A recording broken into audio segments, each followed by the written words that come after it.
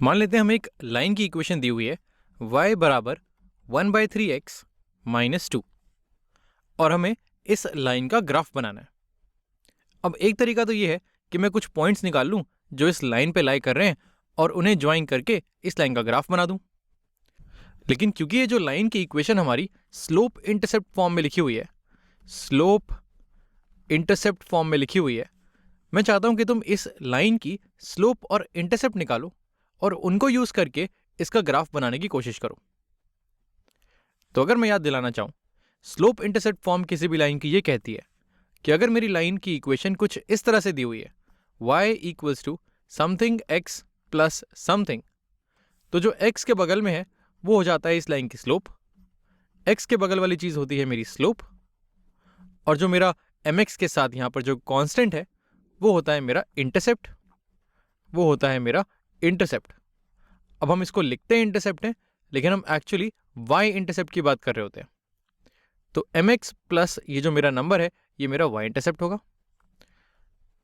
अगर मैं इस इक्वेशन को देखूं तो ये लिखा हुआ है y equals to 1/3x minus 2, यानी कि ये लिखा हुआ है y इक्वल्स टू x के बगल में लिखा हुआ है 1/3, यानी कि इस लाइन की स्लोप हो जाएगी मेरी 1/3, और जो मेरा कांस्टेंट है वो है मेरा -2।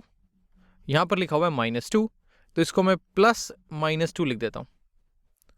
तो यहां से अगर मैं कंपेयर करूं इस लाइन की इक्वेशन को हमारी स्टैंडर्ड स्लोप इंटरसेप्ट फॉर्म की इक्वेशन से, तो मैं बोल सकता हूं कि इस लाइन की स्लोप हो जाएगी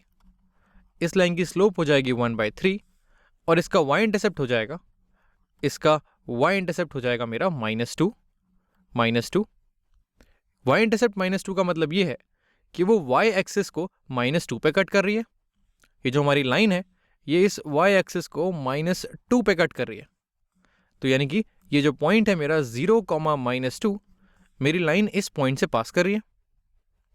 अब इस पॉइंट से पास करने वाली तो बहुत सारी लाइंस होंगी, तो अगर हमें अपनी लाइन पहचाननी है इनमें से, तो हमें वो लाइन उठानी है जिसकी स्लोप 1/3 हो। तो अगर मैं ये हटाऊं यहां से, तो अब हमें इस पॉइंट से पास करने वाली वो लाइन बनानी है जिसकी स्लोप 1/3 हो। और अगर हम याद करने की कोशिश करें, स्लोप होता है मेरा change in y by change in x। अगर मेरा स्लोप 1/3 है, यानी कि change in y by change in x मेरा 1/3 है, और इस रेशियो का मतलब ये है कि मुझे x में 3 यूनिट चेंज करना होगा अगर मुझे y में 1 यूनिट चेंज चाहिए तो। यानी कि अगर मैं x डायरेक्शन में, इस पॉइंट से अगर मैं शुरू करूं, अगर मैं x डायरेक्शन में 3 यूनिट आगे जाता हूं तो मैं y डायरेक्शन में 1 यूनिट आगे जाऊंगा। तो यानी कि ये वाला पॉइंट भी मेरा इस लाइन पे लाई करेगा। अगर मैं x डायरेक्शन में 6 यूनिट आगे जाता हूं तो मैं y डायरेक्शन में 2 यूनिट ऊपर जाऊंगा, क्योंकि अगर मैं x में 6 यूनिट आगे जा रहा हूं तो मुझे इस रेशियो को सेम रखने के लिए y में 2 यूनिट ऊपर जाना होगा।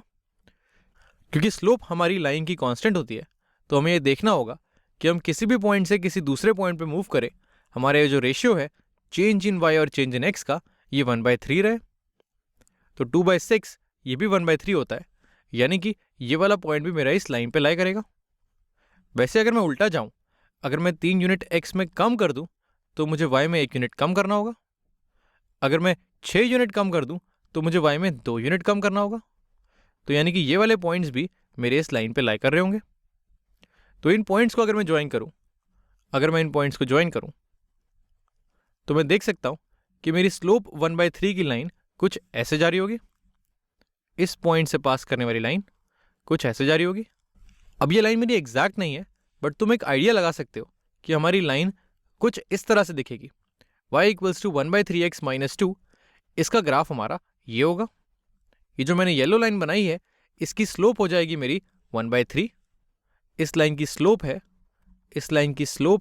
1/3, और इसका y इंटरसेप्ट, अगर मैं इसका y इंटरसेप्ट देखूं तो ये जो पॉइंट है y इंटरसेप्ट है मेरा, मैं यहाँ लिखता हूँ y इंटरसेप्ट है मेरा 0, -2।